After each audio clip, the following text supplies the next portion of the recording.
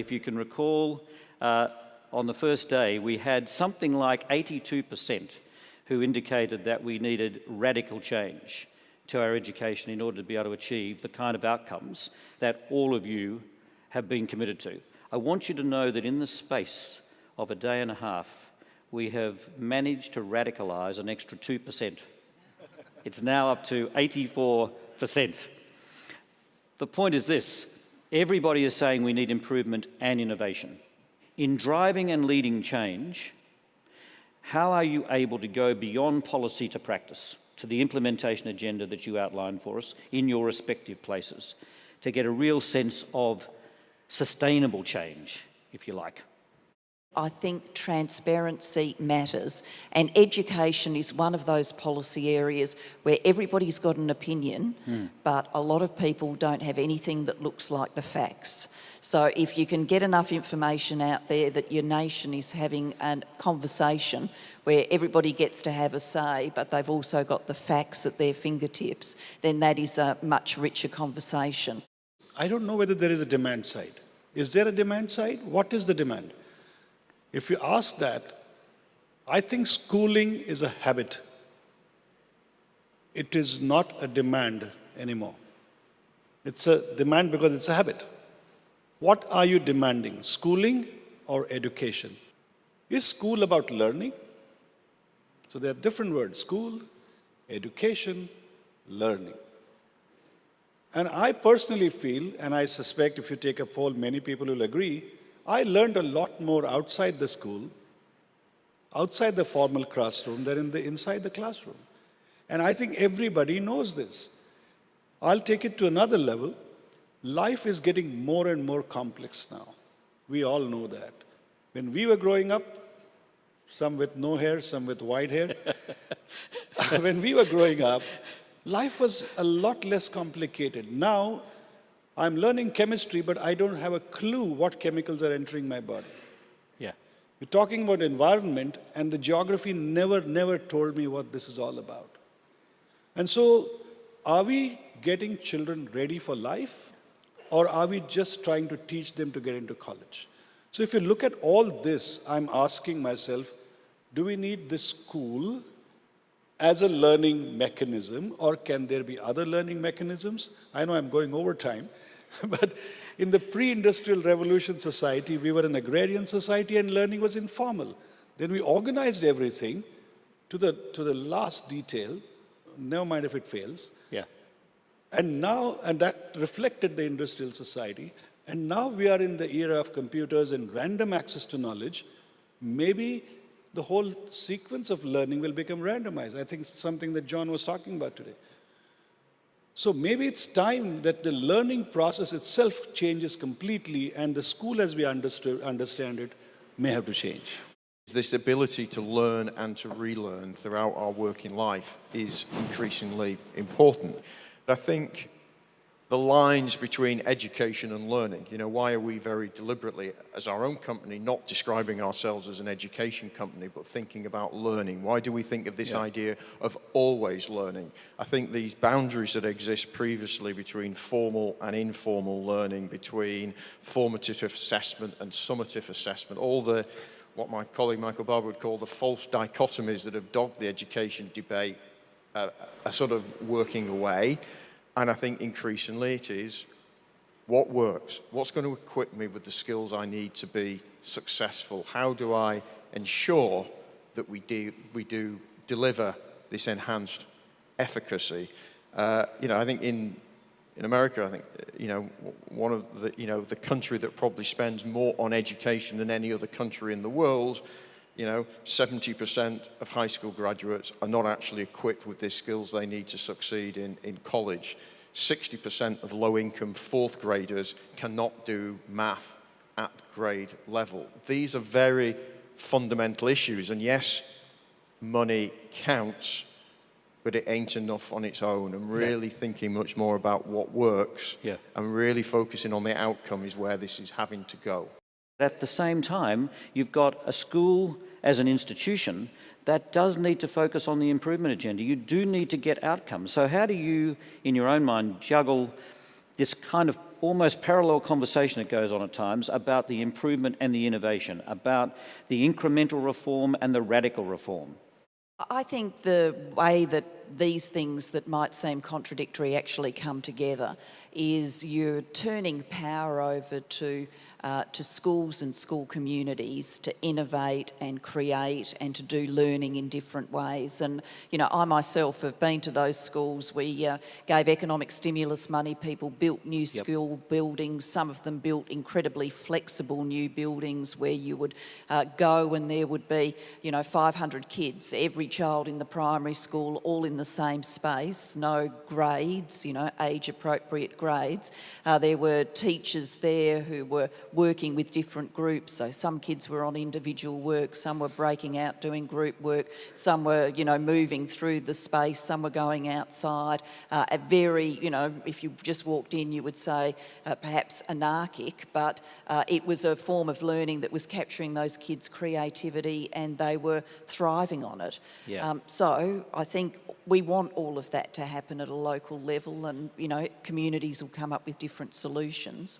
But from the point of view of policymakers, we need to have the rigour in the system to know it's working.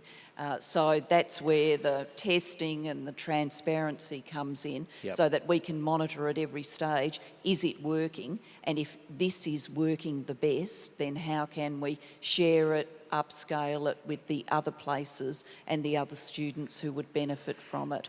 We can't tackle every single problem in education, so as philanthropists, we try to work with partners to actually address the more holistic view, but we choose to focus our dollars where we believe we can get traction and leverage, or where we believe that we have a unique contribution to make. And one of the things in our country is that two really important groups are often left by the wayside in education, and they're the people most affected by it, teachers and students. So our way into the change process in our country has been through co-leading, co-designing, co-advocating with the professionals, the practitioners and teachers, and also giving kids a say through actual surveys about what happens in their classroom and giving them a voice as well. It seems that we all agree that the education system has been tailored to meet the demands of the corporate culture rather than unleashing the human potential. Is today's economy and capitalism becoming a serious bottleneck in educational reform? One simple thing we did in Australia was we said to universities, we will give you more money if you go out and enrol students from low SES groups and get them successfully through university. So it had this kind of, you know, circular argument. The university said we can't cater for poor students because they come out of school poorly prepared. And the school said, well, you know, we're really battling with huge disadvantages here, like give us a break. And so to break that conundrum, we basically said to the universities, you'll get some more money if you go out and work with these schools and work with these communities to get more kids through. Money matters, money creates an incentive, every business person knows that, and rational university leaders responded to the incentive, and now more students from poorer backgrounds are getting in. So it's possible to design systems so that you've got the excellence and you've got the equity. I think degrees and certificates have become redundant and everybody knows it. And this is a case of, and this whole education thing is a case of emperors having no clothes. Everybody knows that it doesn't work, and this is somebody asking, 84% people are saying we want radical reform. How come nobody is actually doing it? Because nobody is wearing clothes. We are all into it. When anybody in the audience, we are exactly that. So when you have a child, all the radical thoughts aside, one of the partners is going to say, put the kid in school. So I think, and the curriculum is already determined. Your destiny, your fate, your life is decided by the school. What you're not doing is allowing that demand to generate. In the school, are you asking the child, what do you want to learn? Come. So anywhere, anytime is fine. What about anything? I think we are not ready for it. The question is, how do we combine what it is we know kids need to be able to know and do, including the academic portion and the 21st century skills, and help kids engage in that in a way that is life-affirming, right? Lifelong, or learning for life. But how do we do that in a way that doesn't continue to create this divide between kids who have opportunity and kids who are really shortchanged and do not? And that equity issue and having that debate, I think, becomes hugely important. And for the first time, I think we think there are these global needs that are common pretty much all over the world in education. And I think thinking sort of horizontally. So don't think about the pedagogy in this cycle and the technology in this cycle, and then having made those two decisions, how am I going to affect the change at scale? Yep. You know, think of it as a continuum and organize yourselves in a way to deal with that. And then I think we all have to become more open and transparent with each other and willing to share what's working and not working, and less protective of our data. And what we should ask in return is that we're then all more generous and forgiving of each other, that we don't just leap on the failure and say, I told you that wouldn't work, but that we're able. And I think that sense of we're all one community and we're all trying to tackle these big intractable problems together, I think has to be part of it. I work in northern Rwanda. The perfect storm is coming. 84% of us want radical change. We've actually given Africa the hope of Wi-Fi, the hope of jumping into knowledge that they've never had beforehand, but their education system is killing them. That they're sitting in classes, there's the promise of change, there's the perception, the knowledge increasing of what the rest of the world is like, because they're getting the knowledge in there, but we are way too slow. What's the radical change? When are we going to do it? What I'm saying sounds like unreal, unrealistic, anarchic, and disorderly, but that's exactly what reform is, or even change. So because when that happens, so you've got to start imagining, and you've got to step outside the box, as they say, and start saying, why not this, why not that, and maybe something else will come out. We can't teach life. Life is the teacher. What we have to learn is how to learn from life, which is like learning from failures, how to deal with problems, problem solving, balancing, being wise and not necessarily clever, sometimes be clever as well. So those are skills that are required, and everybody's been talking about 21st century skills, but these basic skills are basic to any century, as long as we live in a human society.